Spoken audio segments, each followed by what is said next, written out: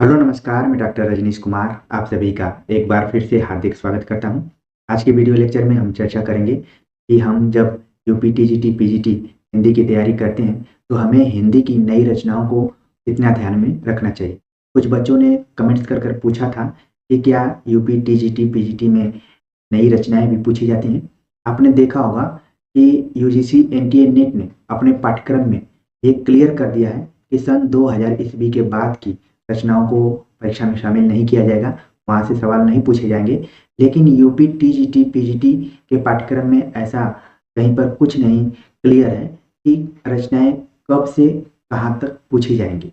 तो इसलिए आप सबके मन में इस तरीके का संदेह भी पैदा हो रहा होगा कि आखिरकार हम कहाँ तक की रचनाओं को अपने दिमाग में रखें।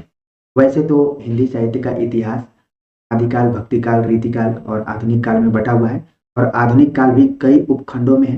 तो प्रत्येक कालखंड में रचनाओं का भरमार है और हम कोशिश करते हैं कि लगभग रचनाओं को याद कर लें और परीक्षा में आए तो वहाँ पर गलती ना हो। लेकिन जैसे ही हम परीक्षा में जाते हैं तो देखते हैं कि हर परीक्षा में 3 से 4 क्वेश्चन ऐसे आ गए हैं जो कि नई रचनाओं में शामिल हो जाते हैं। तो हम पहले उन क्वेश्चंस को देख लेते हैं कि पिछले परीक्षाओं में कौन-कौन से सवाल आए थे। फिर हम बात करेंगे कि ये नई रचनाएँ आखिरकार तक किस समयावधि तक हमें याद रखना है, कहाँ से कहाँ तक की रचनाओं को नई कहा जा सकता है और कहाँ से कहाँ तक की रचनाओं को पुरानी कहा जा सकता है। और इसका क्या अहम रोल है, इन रचनाओं को हमें ध्यान में रखना चाहिए या फिर पुरानी रचनाओं को ही हम पढ़कर सफलता हासिल कर सकते हैं। तो चलते हैं, पहले हम देखते हैं कि कौन-कौन सी नई रचनाएँ पिछले क्वेश्चंस पेपर में पूछी गई। तो यहाँ पर आप देख रहे हैं कि जो नई रचनाओं की तरफ कई बार तो हम पढ़े रहते हैं पुरानी रचनाओं के अंतर्गत ही, लेकिन परीक्षा में हमें लगता है कि ये नई रचना है, लेकिन सही मायने में हमने यहाँ पर नई रचनाओं को ही करेक्ट किया है। देखिए, पहला जो प्रश्न पूछा गया है यहाँ पर नई रचनाओं के तहत कि 21वीं सदी का लड़का किस कहानीकार की कृति है। तो आप देख रहे हैं कि ये कहानी विधा से पूछी गई रचना है। तो आप अपने दिमाग में नोट करते जाइए या फिर कॉपी पर नोट करते जाइए कि किस-किस विधा से नई रचनाएँ पूछी जा रही हैं। तो पहला ही सवाल यहाँ पर है कि सिर्फ 21वीं सदी का लड़का और ऑप्शन दिया गया कि किसकी कृति है। क्षमा शर्मा, मोहिनी छाबड़ा, महेश दर्पण, वीरेंद्र सक्सेना। तो ये जो सवाल है नई रचनाओं के अंतर्गत आएगा। कहानी लिखी गई है क्षमा शर्मा द्वारा और इसका प्रकाशन 1999 के आसपास में हुआ था। समसामयिक प्रकाशन है वहां से। 21वीं सदी का लड़का क्षमा शर्मा द्वारा लिखित कहानी है और 1999 में ये प्रकाशित हुई थी। तो अब आपको ध्यान में रखना कि ये सन 2022 चल रहा है।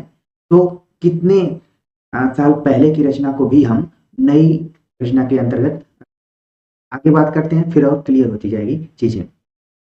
दूसरा प्रश्न यहाँ पर है कि एक दिन बोलेंगे पेड़ काव्य संग्रह के रचनाकार कौन है। तो ये कविता से संबंधित सवाल पूछ लिया गया। एक दिन बोलेंगे पेड़, ऑप्शन दिया गया है राजेश जोशी, सौमित्र मोहन, शेखर जोशी, अरुण कंवल। ठीक है, तो इसका जो सही जवाब है यहाँ पर राजेश जोशी है और ये जो लिखा गया है सन 1980 के आसपास में कि एक दिन बोलेंगे पेड़ काव्य संग्रह जो है राजेश जोशी का 1980 के आसपास में लिखा गया। तो आप देख रहे हैं कि जो इसके पहले सवाल था उससे भी ये 10 साल पहले की लिखी हुई है।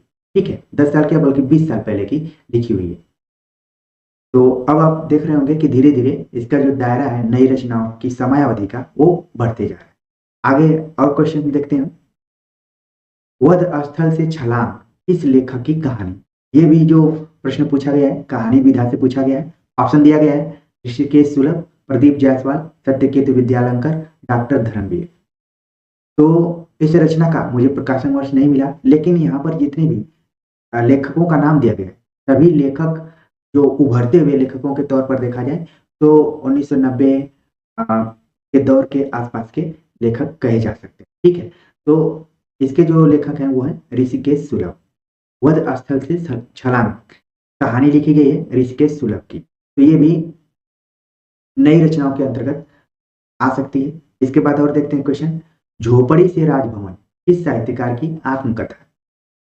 ऑप्शन दिया गया शिवराज सिंह बेचैन, माता प्रसाद, सोहनपाल सुमनाक्षर, हरपाल सिंह हरुस। तो झोपड़ी से राजभवन ये माता प्रसाद द्वारा लिखित आत्मकथा है, और जितने भी ऑप्शन दिए गए हैं इससे इंडिकेट हो रहा है कि ये दलित आत्मकथा है। और माता प्रसाद जो कि अरुणाचल प्रदेश के राज्यपाल थे, उन्होंने इस चीज को लिखा है कि झोपड़ी से राजभवन, यानी कि अपनी गरीबी को भी दर्शाते हुए और फिर कैसे इनके जीवन में बदलाव आता है और ये राजभवन तक पहुंच जाते हैं, उच्च पद पर भी सुशोभित करते हैं उच्च पद को। तो झोपड़ी से राजभवन, इसका जो प्रकाशन वर्ष यहाँ पर दिया गया है वो है सन 2011। तो आप देख रहे हैं कि ये 2000 ईस्वी के बाद की रचना है। इसके पहले की जिन रचनाओं को हमने देखा वो सब 2000 के पहले की है। तो यहाँ पर आप देख रहे हैं कि नई रचनाओं का जो समय अवधि है वो बहुत क्लियर कट नहीं हो रही है। फिर भी हम इस पे बात करेंगे कि आखिरकार कहाँ तक की समय अवधि को हम नई रचनाओं के अंतर्गत रख सकते हैं और परीक्षा के समय उसको तैयार करके जा सकते हैं। अगली रचना है कविता की नई तारीख, इसकी कहानी है। देख रहे हैं आत्मकथा के बाद कहानी विधा। तो अभी तक हमने कुल 5 क्वेश्चन पे चर्चा की है, उसमें से 3 प्रश्न ऐसे हैं जो कि कहानी विधाओं से हैं नई रचनाओं के अंतर्गत। तो कहानी विधा को आप जरूर ध्यान में रखिए, शुरू से लेकर आखिर तक पढ़ने की कोशिश कीजिए। आप सवाल पूछा गया था कि कविता की नई तारीख, इसकी कहानी है। ऑप्शन दिया गया ज्ञान रंजन, काशीनाथ सिंह, श्रीकांत वर्मा, उदय प्रकाश। तो इसका जो सही जवाब है यहाँ पर काशीनाथ सिंह की कहानी है कविता की नई तारीख। नाम से लग रहा है कि ये आलोचना की पुस्तक होगी, लेकिन है किसमें, कहानी में। तो इसको ध्यान में रखिए। और जैसे ही काशीनाथ सिंह का नाम हमने लिया, आपके दिमाग में इन्हीं के भाई नामवर सिंह का नाम आ रहा होगा। अगर आप लोग जान रहे हैं कि नामवर सिंह ने कविता पर एक किताब लिखी है, कुछ इसी से मिलती जुलती है। यहाँ पर लिखा गया कविता की नई तारीख। इनके भाई साहब ने जो लिखा है उसको आप लोग कमेंट्स कर बताएंगे कि नामवर सिंह ने कविता पर या फिर नई कविता पर कौन सी पुस्तक लिखी है। ये आप लोगों के लिए होमवर्क है, ठीक है। बाकी आप को रिलेट करके याद करके जरूर रखिए कि कविता की नई तारीख नाम से कहानी काशीनाथ सिंह ने लिखी है। और इसका जो प्रकाशन वर्ष यहाँ पर दिया गया है उसको हम बता देते हैं, ये सन 2010 ईस्वी में लिखी गई थी, ठीक है। कविता की नई तारीख सन 2010 ईस्वी में लिखी गई और ये काशीनाथ सिंह द्वारा लिखी गई है कहानी विधा में। इतनी बातों को आप बिल्कुल ध्यान में रखिए, किसी तरीके से घुमाकर प्रश्न आए तो आपका गलत नहीं होना चाहिए। आगे देखते हैं क्वेश्चन कि मर गया दीपनाथ नामक चर्चित कहानी के लेखक हैं। आप देख रहे हैं कि ये भी कहानी विधा से ही संबंधित प्रश्न है जो कि नई रचनाओं के अंतर्गत आ रहा है। मर गया दीपनाथ नामक चर्चित कहानी के लेखक कौन है? ऑप्शन दिया गया है चंद्रकिशोर जायसवाल, रमाकांत श्रीवास्तव, रमणिका गुप्ता और संजीव। तो इसका जो सही जवाब है ऑप्शन ए है कि चंद्रकिशोर जायसवाल द्वारा ये लिखित कहानी है मर गया दीपनाथ। और इसका जो प्रकाशन वर्ष है 1997 में ये कहानी प्रकाशित हुई थी, ठीक है। तो इस तरीके से हम अगर देखें कि नई रचनाएं कब से कब की मानी जा सकती हैं, तो मोटे तौर पर देखा जाए तो 1980 से लेकर अभी तक की जो रचनाएं प्रकाशित हो रही हैं या फिर चर्चित हैं, जिस पर पुरस्कार इत्यादि दिया गया है, उनको बिल्कुल ध्यान में रखें।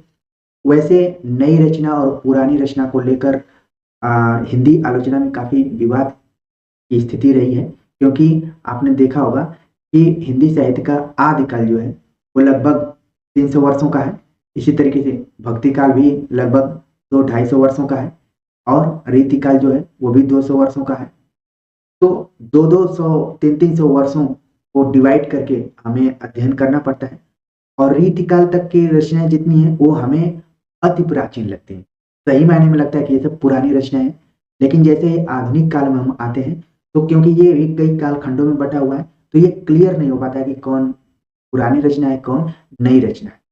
लेकिन आप देखेंगे कि आजादी के बाद इस समय को आलोचकों ने कहा स्वातंत्रोत्तर युग या फिर कहा कि समकालीन। तो आलोचकों के मन में एक सवाल आया कि क्या समकालीन रबर की तरह है, उसको जितना खींचना है खींचते जाइए, ठीक है। तो लोगों ने मोटे तौर पर कहा कि सन 1950 के बाद का जो समय रहेगा वो समकालीन रहेगा। और एक हम लोगों का समकालीन है जिनका जन्म 1990 2000 के बाद हुआ है, ठीक है, या फिर 90 के दौर के हैं, उनका भी एक समकालीन है। और जो 1950 के आसपास के हैं उनका भी समकालीन, ठीक है। तो अब सब लोग अपने अपने हिसाब से समकालीन का अर्थ निकाल सकते हैं। उसी तरीके से देखा जाए कि नई रचनाओं का जो समय सीमा है, उसको कब से कब तक हम निर्धारित कर सकते हैं। तो मोटे तौर पर ये मान के चलिए कि 1950 के बाद की जितनी भी रचनाएँ हैं, उनको आप नई रचनाओं को मानकर चलिए, उनको ध्यान में रखिए। क्योंकि अक्सर ये देखने में आया है, खासतौर से अज्ञे ने अपने एक आलोचनात्मक पुस्तक आत्मनेपद में इसका ज़िक्र किया है कि पुरानी रचनाओं और नई रचनाओं को लेकर काफ़ी विवाद रहा है और हर आलोचक अपने समकालीन युवा रचनाकारों पर बहुत कम ध्यान देता है। ऐसे लगता है कि उसकी रचना में कोई दम नहीं और हमेशा वो पुरानी रचनाओं का ही मूल्यांकन करने का प्रयास करता है। तो हर दौर में नए रचनाकारों और नई रचनाओं पर कम लोगों का ध्यान जाता है और वही परीक्षा में सवाल आ जाते हैं प्रश्न के तौर पर, तो हमें दिक्कत होने लगती है कि आखिरकार ये प्रश्न कहाँ से पूछ लिया गया। तो इसी तरीके से सवाल नई रचनाओं में ज़्यादातर पूछे जा रहे हैं, खासतौर से कहानी विधा में नई रचनाएँ खूब पूछी जा रही हैं। उसके बाद कविता में। वर्तमान समय में आप देखेंगे कि सन 1990 के बाद साहित्य में कई विमर्श चले, जिसमें कि स्त्री विमर्श चल दिया, दलित विमर्श, ठीक है? इसके बाद आदिवासी विमर्श, वर्तमान समय में जो अ, जेंडर विमर्श चल रहा है, उससे भी सवाल पूछे जा रहे हैं। तो अब नई रचनाओं का जो दायरा है, वो धीरे-धीरे विस्तृत हो रहा है, व्यापक हो रहा है। तो 3 से 4 सवाल इनसे पूछे जाते हैं। अगर ये सवाल परीक्षा में आप सही कर लेते हैं, तो बहुत अच्छी बात है। नहीं सही कर पाते हैं, तो बहुत घबराने की ज़रूरत नहीं है। जितनी पुरानी रचनाएँ हैं, जो पारंपरिक ढंग से सवाल पूछे जाते हैं, वो आपके सवाल बिल्कुल नहीं गलत होने चाहिए। नई रचनाओं को आप अनुमान से तुक्के का प्रयोग करके भी सही करने का प्रयास करेंगे तो ठीक है, वरना आप केवल मन में नई रचनाओं को रख कर आप तैयारी करेंगे तो फिर हो सकता है कि आप तैयारी भारी मात्रा में करें, लेकिन उसका आपको आउटपुट या फिर लाभ बहुत कम मिले। इसलिए नई रचनाओं को लेकर बहुत टेंशन लेने की ज़रूरत नहीं है, ठीक है? तो उम्मीद है कि आपको ये बात समझ में आ गई होगी कि यूपी टीजीटी, पीजीटी की परीक्षा में नई रचनाएँ तो आती हैं, लेकिन इनकी संख्या बहुत ज़्यादा नहीं होती। हालाँकि परीक्षा को हमेशा अनिश्चितता का खेल माना जाता है। जैसे क्रिकेट को माना जाता है कि कौन टीम कब हार जाएगी, कब जीत जाएगी, कोई पता नहीं रहता है। तो बदलते हुए पैटर्न में अ, सवाल कहाँ से, किस एरिया से ज़्यादा पूछ दिए जाएँ, किस एरिया से कम पूछ दिए जाएँ, तो इसका अनुमान लगाना बड़ा कठिन है, ठीक है? तो उम्मीद है कि बातों को आप समझ गए होंगे। लेकिन एक चीज़ आपको ये ध्यान में रखना पड़ेगा कि जो ट्रेडिशनल सवाल हैं, जो पारंपरिक ढंग के सवाल परीक्षाओं में पूछे जाते हैं, वो लगातार पूछे जाएँगे। पेपर कठिन रहेगा तो सबके लिए कठिन रहेगा, नहीं रहेगा तो सबके लिए उम्मीद है कि मेरी बातों को आप लोग समझ गए होंगे, उसी हिसाब से आप तैयारी करेंगे। ध्यान में रखेंगे कि नई रचनाएँ तो पूछी जाती हैं, लेकिन एकदम से उनके पीछे हमें नहीं भागना है, ताकि हमारे पुराने फैक्ट्स, हमारे जो पुराने रचना संग्रह वो सब मिस ना हो जाए, ठीक है? तो इसी तरीके से तैयारी करते रहिए और भी जो आपकी तैयारी के दृष्टिकोण से इम्पोर्टेंट फैक्ट्स होंगे, तथ्य होंगे या फिर प्रश्न होंगे आप सभी के, उन पर हम बातचीत करते रहेंगे। तो उम्मीद है कि आप सभी को अच्छा लगा होगा, कमेंट्स कर ज़रूर बताइए। मिलते हैं एक नए टॉपिक और अभ्यास सेट के साथ, तब तक के लिए नमस्कार।